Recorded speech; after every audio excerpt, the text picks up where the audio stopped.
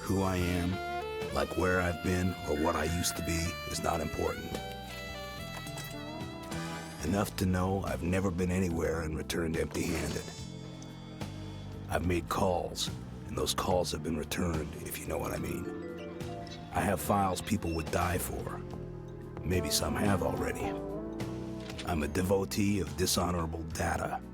I detect disgrace. I log lies. I bank bad behavior. And I scrutinize scandal. Then and now.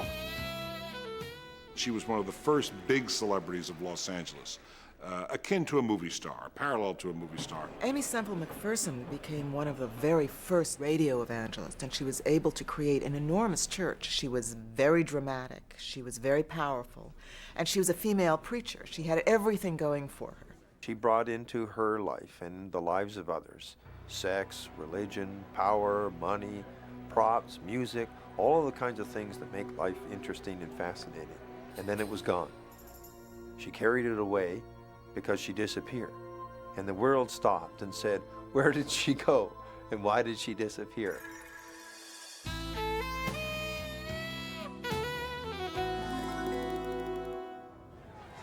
The history of evangelical scandal crisscrosses the 20th century like marble fractures in a baptismal font.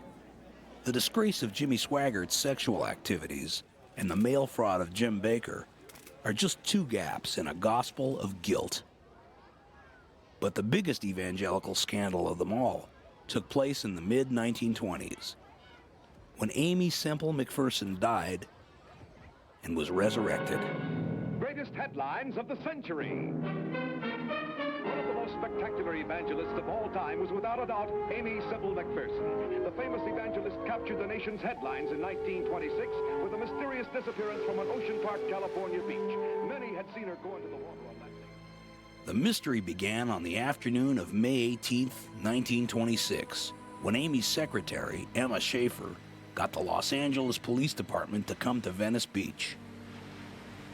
When the cops arrived, led by Chief of Detectives Herman Klein, Emma's story was that she had come with Aimee to the beach, where Aimee sat down to write a sermon.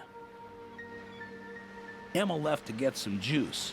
When she came back, she thought she saw Aimee in the water, beckoning her to come in. Emma, who was afraid of the water, sat down to read the Bible. When she looked up, Aimee had disappeared beneath the waves. I was this 15-year-old girl, and suddenly I'm told your mother's drowned. The time you need a mother more than any other time, perhaps. And then to have this happen was very upsetting. To me, of course, I was a little child, 13 at the time. We suffered because of that, and it just totally changed our life. No one had actually seen Aimee drown, so the police were reluctant to declare her dead. In the meantime, a nation mourned. People would just go to the beach and stand there and act out their grief, or just stand there and look out into the water and look for her body to be washed ashore. Reminiscent of the kinds of things that happen in huge outpourings of public grief, people feeling a kind of solidarity, a need to be someplace that is connected. In this case, the beach. The nation was shocked at the level of affection that Los Angelinos showed their first homegrown saint. Aimee had started life on a poor farm in Canada. At the age of 17, she married a handsome young missionary, Robert Semple. Together, they made their way to Hong Kong, where Aimee tragically lost her husband to malaria. A month before, daughter Roberta was born. She then returned to America, where she banged her tambourine in the morally suspect theater district of New York. Here she met and married her second husband, grocery clerk Harold McPherson, and had son Rolf. But Aimee loved her calling more than any man. After 5 years of marriage, she and Harold were divorced. Now Aimee, with her 2 children and Mother Kennedy in tow, preached her way across America, all the way to Los Angeles. Here she discovered a natural talent for drawing attention. Amy and Los Angeles were made for each other. Here was a city which was in the process of boosting itself into a new identity. Here was a city whose DNA code was entertainment, Hollywood, the sense of the star, the female star, Aimee Semple McPherson. And behind every star, there is a manager. In Amy's case, it was her mother, Minnie Kennedy. For many, she became a prime suspect in the unfolding investigation. Well, the disappearance happened during a time away that had been suggested by Minnie Kennedy, a point that was not lost on some of the people in the temple who did not like Minnie Kennedy and who, to this day, will say that her mother had something to do with the disappearance. That same evening, while thousands prayed for Amy to turn up alive, Mother Minnie publicly pronounced her daughter dead. Normally, you would think that the mother would be a little more upset, emotionally involved, be demanding that the police department keep searching, keep finding my daughter. My curiosity was the fact that she was almost immediately, within a few days, wanting the death certificate. It just struck me as little curious things like that after you've investigated enough cases. It may not prove anything totally, but it's an interesting tidbit. You wonder. Mrs. Kennedy was always a big factor with Amy. Always was at her side, always in the financial aspect of the business, was there, and influenced her greatly. Now, when it comes down to the disappearance, I have a hard time believing that she was in on the disappearance. 5 days after Amy supposedly drowned, there was still no body. 2 people died searching for her, and amid the hysteria, several things bothered the police. With my experience of having been on LAPD for 30 years, the fact that this body did not show up in the ocean or it wasn't found right away, 99.9% of drownings off the ocean part there are found within a period of 10 days.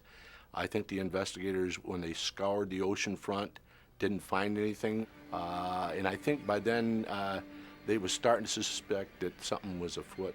Had Amy been murdered, or was this all a hoax? A publicity stunt staged by a master media manipulator, Amy herself. Aimee Semple McPherson had a genius for publicity because Los Angeles was a publicity city, and she could trigger the mechanisms of Los Angeles. There were 5 newspapers, radio stations were just getting their, coming into being and exercising their power, and she knew the theatricality of Los Angeles. She was instinctive with it. The Canadian-born woman had first come to Los Angeles in 1918 with a $10 bill and a tambourine as her sole support. Within 5 short years, she gathered at her side a staunch following of some 40,000 worshipers. Saint or sinner, and the arguments had been plentiful on both sides, Sister Amy, as she was known to her flock, could do no wrong. An uninhibited evangelist with a strong sense of showmanship and a real flair for publicity, Sister Amy carefully shepherded her flock with lusty hymns and violent prayer sessions. But Amy was more than all show. She organized food drives and reached out to minorities. She gathered a huge following and built the largest Pentecostal church in the world. Here she dramatized her sermons, scripted them, acted in them, composed and performed the music. Woo! I wanted to holler and sing and shout. For thousands, it was the best show in town. Aimee Semple McPherson came with these people, and she understood them instinctively, and they understood her. She was the quintessential immigrant to this city in the late teens and the 1920s. Self-made, self-invented, not from a fancy background, but nevertheless filled with aspiration and hope for a better life here in Southern California. Well, one of the things that made Amy different from the typical fundamentalist preacher is they preached against modernism. They preached against what they saw as the immorality of the modern world. And Amy, of course, was the most modern of all. She seized upon modernism. Angelus Temple, and myself as pastor of the temple, was the first church in the world to own a radio station. And when those shining silver towers were lifted up above our temple dome and flashed the message east, west, north, and south. 6 days after the disappearance, a ransom note arrived. It said that Amy was alive. She had been kidnapped. Minnie was asked to pay $500,000 or her daughter would be killed. Instead of rejoicing in the possibility that her daughter was alive, Minnie ignored the note. Amy was dead, according to her mom. And she had enjoyed all of the benefits of that. That is, she was in a position now to take over the reins of the organization. So the mom had a real problem. She chose to deal with it by not dealing with it. The problem was that the police were also involved, and it was impossible to keep them out of the loop. If Detective Klein had any suspicions about Amy's disappearance, they were certainly reinforced when a lawyer named McKinley and his secretary joined the cast of characters. McKinley was an attorney in the Los Angeles area, and he had represented bootleggers and other criminal elements. McKinley, who was blind, had claimed that he was visited by two people who were the alleged kidnappers. Actually, he had indicated that they came to his office and that the reason they came there was so that he would not be able to identify him because he was blind. McKinley went to the police and reported the incident. Detective Klein now paid Minnie a visit. He was surprised to learn that she had been sitting on the ransom note. When confronted, Minnie called it a fake. To check McKinley's story, Klein insisted that Minnie ask the kidnappers for information only Amy could provide. I remember one of the questions had to do with Amy's brother, who had passed away when he was a small child. One of the questions was, who is Wallace? 2 weeks into Sister Amy's disappearance, lawyer McKinley passed on the kidnappers' responses to Minnie's intimate questions. Included in the envelope was a lock of what was supposedly Amy's hair. Regrettably for the mom, the answer came back and the information checked out. Mom had a real dilemma on her hands. She continued to take the road of indifference, but to the prosecutors and the police, it must have seemed that she was part of the jig at this point. From the police's perspective, something was terribly wrong. Minnie must have known whether Amy was safe or dead. Why else would she ignore the ransom notes? If Amy had been kidnapped, she certainly would turn up dead. If she hadn't, she would have to make an appearance now. Detective Klein decided to wait. He didn't have to wait long.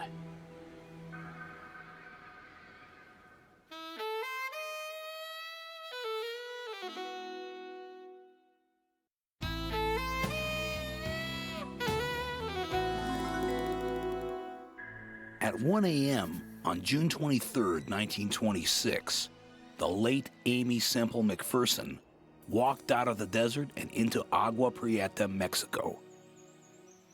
Very much alive, she knocked on the door of a Mexican family. At 4 a.m., she was driven by taxi across the border to a hospital in Douglas, Arizona.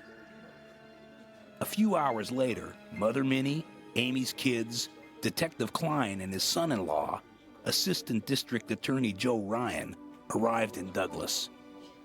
I would have done exactly as Klein did. In those days, he got aboard a train. They took the train to Douglas, and they started the investigation there. And Klein brought in the stenographer. It was probably the best piece of police work that he could have done. What should have happened from the beginning was that somebody, with some sense of where this thing could go, should have sat her down and said, look, I don't care what really happened. I need to know where you want to come out on the other end of this, because here's the road that lies ahead. And you may think that it leads to Damascus, but actually where it goes is the county jail. And if you don't want to go there, and your whole purpose here isn't to martyr yourself, then you got to shut up right now. According to Klein and Ryan, Minnie may very well have told Amy to shut up. When the family arrived at Amy's bedside, Minnie Kennedy, unsmiling, strode across the room, leaned down and whispered into Amy's ear. Minnie's hat covered Amy's face, Amy's hair covered Minnie's mouth. No one ever discovered what those intense few seconds comprised. Klein felt it was the key to the truth. They made a big thing about my grandmother leaning over and saying something in her ear. They said, "What did you say to her?" What she said was, "Did they abuse you?" The question any mother would have asked. If Minnie counseled Amy to keep quiet, Amy didn't listen. Klein's stenographer took down Amy's deposition. According to Amy, the day of her disappearance, Minnie had suggested she take a rest at the beach while she prepared for her evening sermon. She went to Venice Beach with her assistant, Emma Schaefer. Amy swam, and from the surf, she saw Emma return to the hotel. Amy came out of the water and was approached by a young couple. They had a sick baby, they said, and wanted Amy to pray for the child. Amy walked with them towards the car. On reaching it, there was no baby. A chloroform rag was forced over her face, and Amy awoke with a headache in a remote house. Her kidnappers and another man said they were in touch with Minnie to negotiate a ransom and release. Days later, the trio moved Amy to a remote desert shack with a wooden floor. On the morning of June 22nd, all three kidnappers were absent. Amy managed to slide across the wooden floor and cut her wrist bonds with the sharp edge of a tin can. She ran out into the desert and stumbled for 11 hours in the scorching heat. Late that night, she saw the lights of Agua Prieta, Mexico. Praise the Lord, Sister Amy was saved. Now, she showed up under rather strange and unusual circumstances. She claimed to have walked all day through the desert. She had been held in a shack by three characters, two men and a woman, and she'd walked all day through the desert in 120-degree temperatures. Yet Amy wasn't perspiring, still looked great, just as she always did, and it was kind of hard to swallow. At no time did she ask for any water, which you would think that someone after all these hours of the day in the desert and the night would have asked for some water.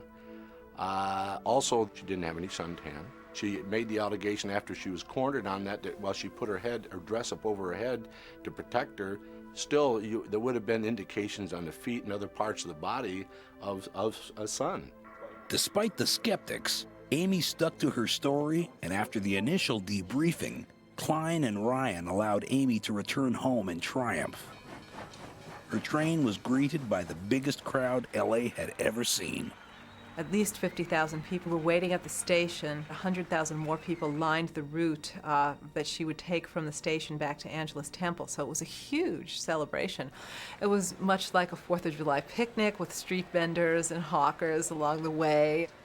All my returns to Los Angeles have been such joyful, happy returns. Visibly none the worse for wear, although sobbing out a story of being held by a brutal band of kidnappers. Her return to Los Angeles was a triumphant affair that found her loyal followers delirious with joy over her miraculous escape. That night, the resurrected Protestant Madonna preached to a temple bursting with parishioners. Then she crossed the lane to her radio station and offered millions more a share in her triumph. To all, she told her story, the same story she had told the police and the press. There she was, a victim of a very serious offense. So the moment she emerged with that story, the other world and this world joined up together. Because if there's anything approaching religious fervor in the United States then and now, it's the legal system. Before that system could be fully mobilized, it was necessary to determine the circumstances of Amy's abduction. So the courts convened a grand jury. It's not unlike a church congregation, so she must have felt just right at home. There you have a bunch of pews with regular folks sitting in them, religious and non-religious, curious and indifferent, who are subpoenaed off the tax rolls just like any jury. So sure enough, in come the people, the investigators and the folks who were out there looking for things. But when Aimee Semple McPherson showed up, they didn't want to know about the crime. They wanted to know about her. Because right to the end, she was bigger than the crime itself. There were jurors putting their hands up asking about her finances, where she did her makeup, where she got that beautiful dress that they saw that Sunday back in Easter, the year before. People who had obviously been following her in the papers and the like, and that's what they wanted to know. The crime became a kind of secondary thing. The mood soon changed. Backed by Ryan's and Klein's investigation, District Attorney Asa Keyes argued that Amy's disappearance was a publicity stunt. How is it that after 11 hours in the desert, she hadn't thirsted for water? I drank 2 glasses, answers Amy. How does Amy explain disappearing in a bathing suit and reappearing in new clothes, including a brand new corset? The kidnappers bought the clothes for me, answers Amy. How come the stockings still had just bought folds in them? Mother Minnie gave them to me at the hospital, answers Amy. She'd had old clothes on, and my grandmother had taken all new clothes to put on her, and they took the old clothes and threw them in the trash. Well, that probably was a mistake, because later they said, well, her shoes weren't even worn. And she walked across the desert, and her shoes weren't worn, but they were brand new shoes that my grandmother had brought her. But it was things like that that got twisted. How is it that police have not found any shack in the Mexican desert with a wooden floor? The kidnappers must have torn it down when I escaped, says Amy. They did an extensive search. They went further than the perimeters that would have been allowed if, in fact, she had walked that distance. They went quite a ways over into Mexico and around Douglas there, and there were no cabins or shacks. The scandal wasn't her disappearance, and the scandal wasn't the 6 weeks she was gone, and it wasn't her return. It began to be reported as scandal when people who went into the desert couldn't find the shack in which she said she had been held. And so they began to suggest that she'd made up a story, that the scenario was not true. While the grand jury deliberated on the truth of her tale, Amy hit the airwaves. Her sermons were more fiery than ever, as if to say Sister Amy was no liar. But if you will take the word of God as it stands, alive and living and glowing and burning, he's able to raise from the dead. He's able to cast out devils. He's able to open blind eyes. He's able to make the tongue of the dumb man sing. And he's able to save from all sin. Glory be to God. While the media war continued, the grand jury came to a conclusion. The grand jury was impaneled to determine if a crime had been committed. That was its first function. Secondly, its job was to determine who did it. In this case, after all the evidence was heard, they determined that there was no crime, and hence there was no reason to determine who committed it. The reason being, they didn't believe Miss McPherson. It's also a question of whether a man who had disappeared for a few days would have attracted as much attention as that. The fact that she disappeared and that women were still expected to be always visible and always respectable, and that if they were not visible, then God knows what they were doing, quite literally, is still an indication of the transitional period that the 20s was. And of course, the fact that she was a religious leader made it all the more intense. The press went wild. A second grand jury was convened. This time it was Amy that was being investigated. No longer the injured party, she was now the defendant. Witnesses came forward who testified that prior to her reappearance, they saw Amy accompanied by a man. As it turned out, at the same time as Amy's disappearance, Kenneth Ormiston, a married radio engineer and former employee of the church, had also gone missing.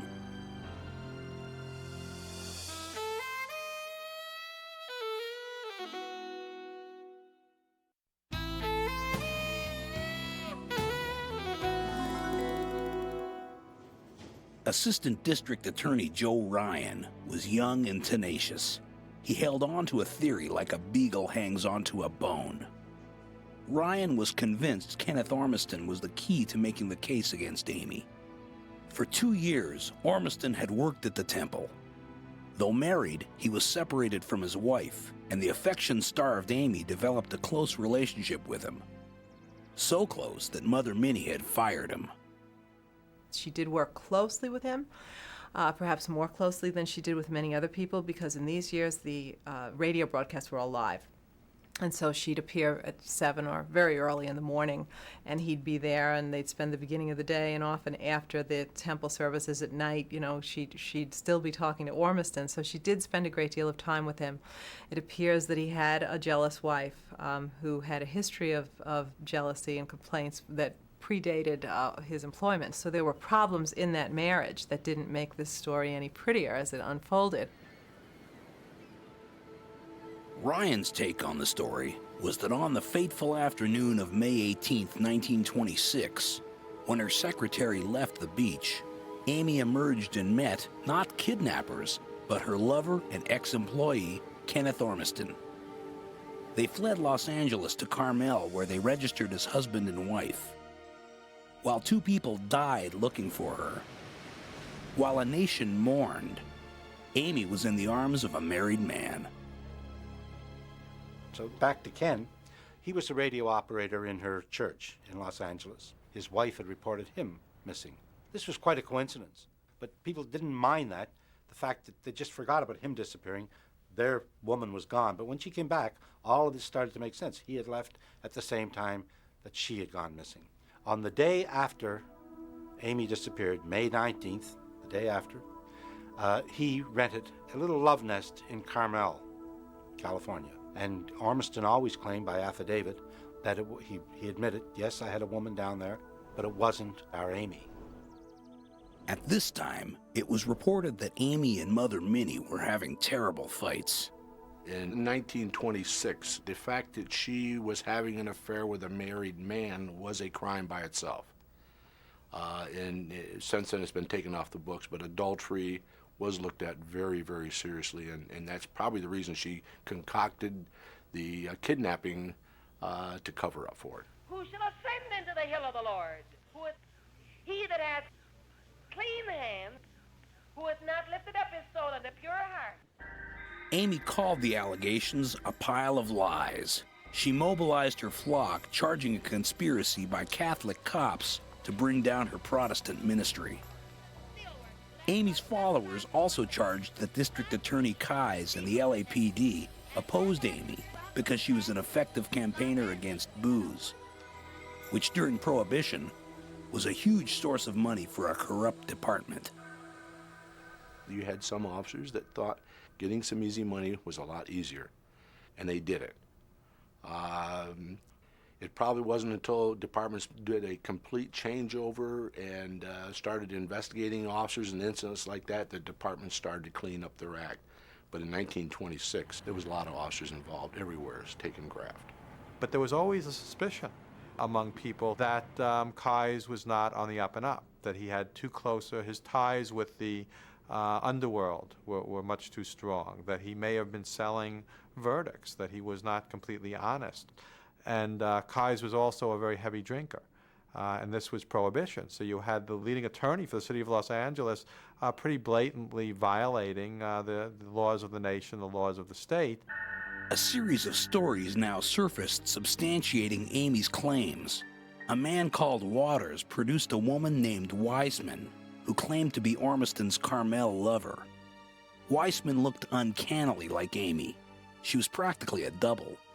It now looked like poor Amy was twice a victim, once of the kidnappers and then of a police frame-up. Ryan counterattacked by producing a grocery list from the Carmel love nest that reportedly matched Amy's handwriting. Incredibly, the grocery list was flushed down a toilet by one of the grand jurors. The case had such magnitude that even one of the jurors on the grand jury that was investigating it destroyed some of the handwritten evidence for whatever the purpose. I guess she wanted to help Amy, and she destroyed the evidence. This was a juror on the grand jury. Blind lawyer McKinley now produced a number of documents which purportedly originated with Amy's kidnappers. Things were not going well for Amy's detractors.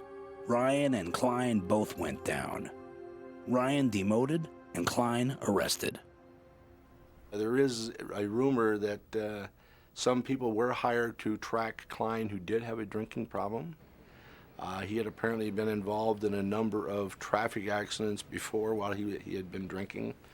And it appears that he was set up into a staged traffic accident to where the witnesses called the press right away. As I understand, this incident did lead to his retirement. But Klein's son-in-law, Ryan, wouldn't let the matter rest. Called as a witness in the grand jury hearings, he called Amy a fake and a hypocrite. One by one, he managed to discredit all of Amy's alibis, beginning with Amy's Carmel lookalike, Mrs. Wiseman. Mrs. Wiseman had previously been committed to an insane asylum in another state for being an habitual liar. Also, during the period of the investigation, she was arrested and convicted of passing bad checks. Wiseman was not the woman in Carmel after all. Waters, who had found Wiseman for Amy, committed suicide. McKinley's secretary now admitted that, working for Amy, she and McKinley fabricated evidence. Before he could testify, McKinley ended up dead by the side of the road when the car he was riding in with 2 other passengers overturned, killing everyone.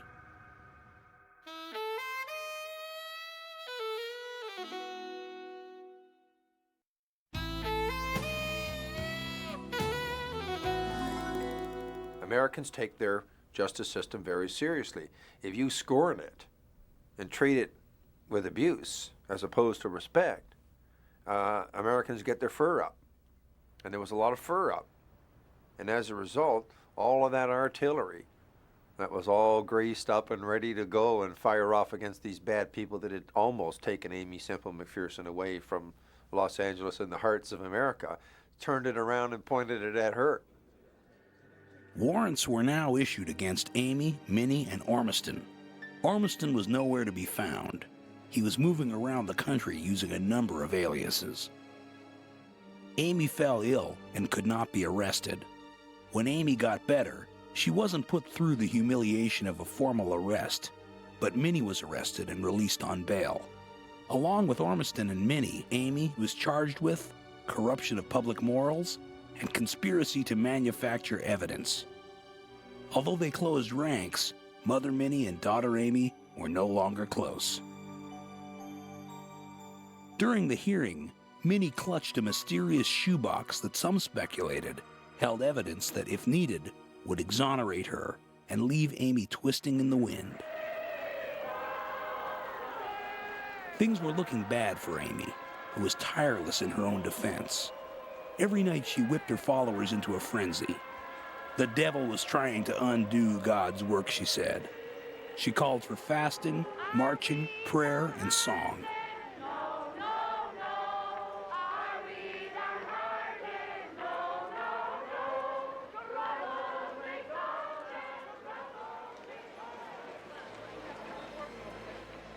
She called on her followers to help in any way they could.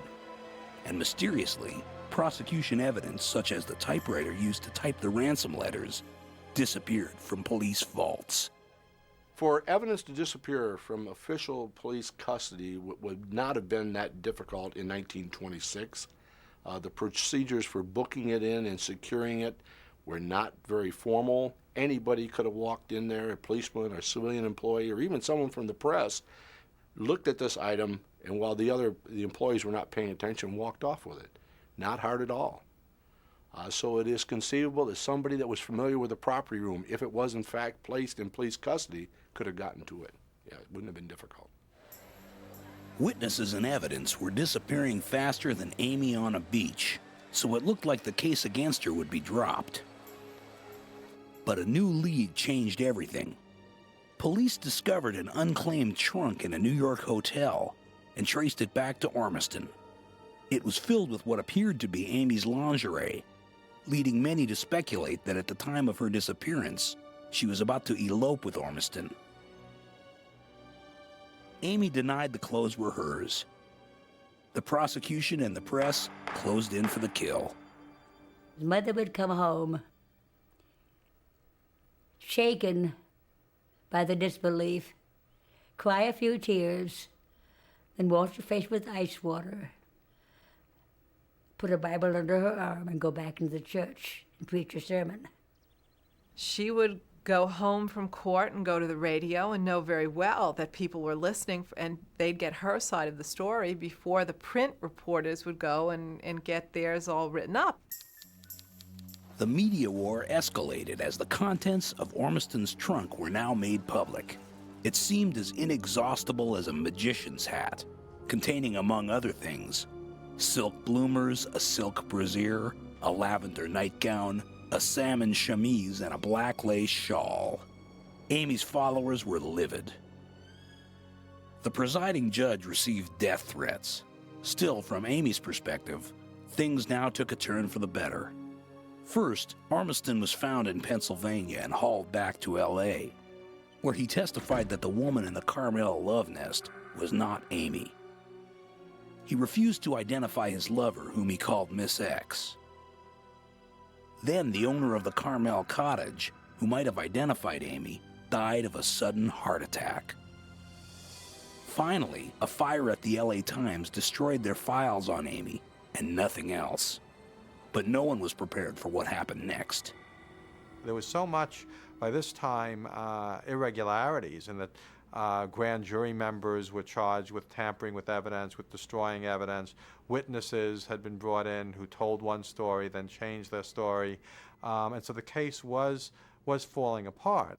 And so at the end of the day, you put your office up against this woman with enormous stature, and one of the things you have to ask yourself is, who's going to prevail?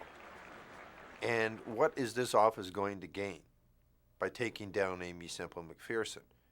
Because there is a public component to it. What is the community going to lose if Aimee Semple McPherson is destroyed by the judicial system? A lot. After 8 months on the attack, the DA reversed himself and dropped all charges on the grounds that there was no evidence to convict. Many believe that Amy's high-powered friends put the squeeze on the district attorney's superiors. Others believe it was D.A. Keyes himself who was on the take. People looked back and began to wonder, and they said, is it possible that the reason that these charges were dropped was because somebody got to Ace Keyes? And if somebody got to Ace Keyes, who was it? Was it Amy? Was it a friend of Amy's? Was it somebody just totally unconnected with the case? And the story is, and I believe it to be true because of this unsavory character the district attorney turned out to be, that he received a lump sum payment of $50,000 from Amy to drop the whole thing, and he did.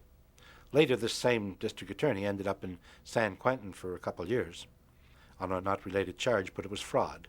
So he was quite capable of accepting a bribe, and I believe that that's probably what happened. Ormiston took the rap in the press and in his private life, getting an unfavorable divorce settlement as a result of the Carmel escapade. He never complained, never named Amy in private or in public, and he kept his distance. Amy declared victory, but it was never the same. She went back to the temple, to the woman she called her precious, faithful mother. They argued terribly, often in public, with many threatening Amy that she'd set the record straight. During one of these arguments, Amy broke her mother's nose. They never spoke again, and Amy fell apart.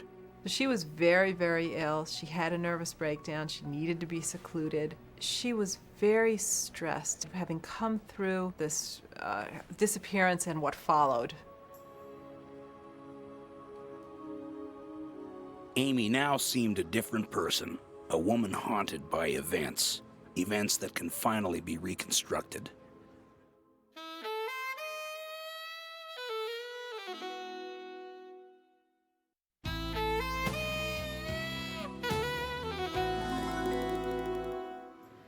What happened on May 18, 1926, on Venice Beach in California? A kidnapping? A publicity stunt? Or a momentary surrender to carnal pleasures? I don't think it was a publicity stunt because she didn't need it. She had the hottest gig in town from one point of view. So what did it need to be reinvented for? I mean, she didn't need the ratings boost. She had a terrific, fabulous thing going that had a kind of electricity to it, as far as I can make out, that is only rivaled by you know, the modern pop show. I mean, you have to go back and see people like Pickford and Garbo when they appeared in public to get a sense of just how electric it was when she appeared. In retrospect, it seems that Amy was in love with Ken Ormiston, who had recently separated from his wife. Mother Minnie was adamantly opposed. She fired Ormiston and sent Amy to the Holy Land. Minnie's strategy didn't work. When Amy came home, the affair with Ormiston continued, despite Minnie's constant interference. So Amy decided to call it quits. Amy liked Ken, said, let's go up to Carmel into this cottage and have a hell of a time for 5 weeks. I've been a saint here for years, praying and preaching in front of these people. Wind is blowing in my hair. I don't need it. I got a mother bugging me on one side. I got 2 kids. I want to go up in the cottage with you now. And that throws out all the other theories. That's my theory. And I really honestly and truly believe it's the true theory. But if Amy just wanted to have an affair with Ormiston, she didn't have to disappear. It seems more plausible that she decided to stage her own death. Amy the evangelist would die, while Amy the woman would live happily ever after with her man. When she disappeared on the beach, Mother Minnie immediately understood. The church had gained a saint, while she had lost a daughter. Then, faced with a lifetime of conjugal happiness, Amy changed her mind. Her church needed her. The people needed her. She could not turn her back on destiny. Ormiston played along, but Mother Minnie would not cooperate. I think what happened here was that Amy Semple McPherson came to her mom one day, who was, after all, her closest advisor and confidant, and told her that the jig was up, and that Amy Semple McPherson was going to go off and be something else. Who knows what and where, but it doesn't really matter. And Amy Semple McPherson's best manner of exit, in keeping with her earlier persona, was to die, because that would leave people mournful, but allow Mom to continue the organization. Minnie understood that having faked her own drowning, Amy had to stay dead. When Amy tried to stage a comeback, faking a kidnapper's ransom note, Minnie wouldn't play the game. So Amy was forced to engineer her own resurrection. The only thing that didn't get planned out, in my opinion, was what to do if Amy Semple McPherson changed her mind. Because it's pretty hard to change your mind and come back from the dead, even for Amy Semple McPherson. It's only been done once. And as far as Amy Semple McPherson and her followers were concerned, that was a very hard act to follow. A friend of the church drove her to Arizona, where she told a tale as entertaining as any of her sermons. All would have gone well, except that Detective Klein decided to investigate, and he involved his son-in-law, Assistant District Attorney Joe Ryan. That's what basically wounded her. I think the sexual indiscretion could have been overcome had it just happened to her and not been involved with deception and fraud. For the first time, Amy's version of events became accountable to everyday facts. Forced to expand on her original story, Amy became enmeshed in a web of lies, all in the name of her higher calling. You know, human beings have trouble accepting the fact that we all, each of us, contain within ourselves the spirit of our own contradiction. Maybe, I'm not a psychiatrist, maybe deep down she felt unworthy of that power. Maybe deep down she preferred to be a sinner than a saint. It's a big burden to be a saint. A very big burden. In 1931, she made one last desperate attempt to escape from sainthood when she married a man 11 years her junior. And along the line, she chose a new husband, her third. For this spouse, she dipped into the ranks of the temple and selected a man known as Pharaoh Hutton. The newlyweds embarked by plane for a European honeymoon. After 3 years, the Hutton marriage collapsed.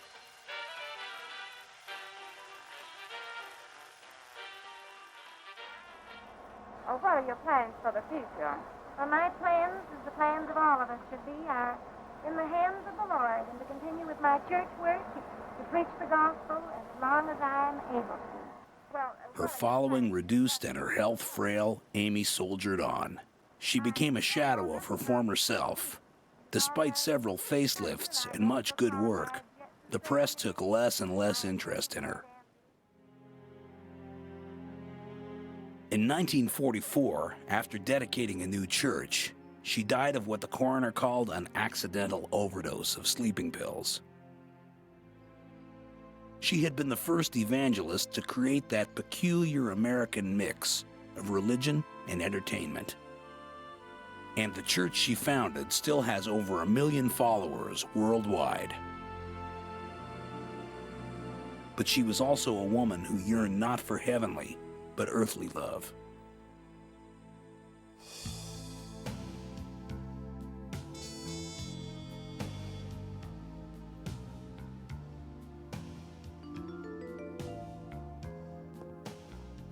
They all died young. Amy at 54, Ormiston at 41, Ryan at 53. In a sense, they all became players in one of her sermons, a passion play, where the ticket to heaven was earned by self-sacrifice on earth.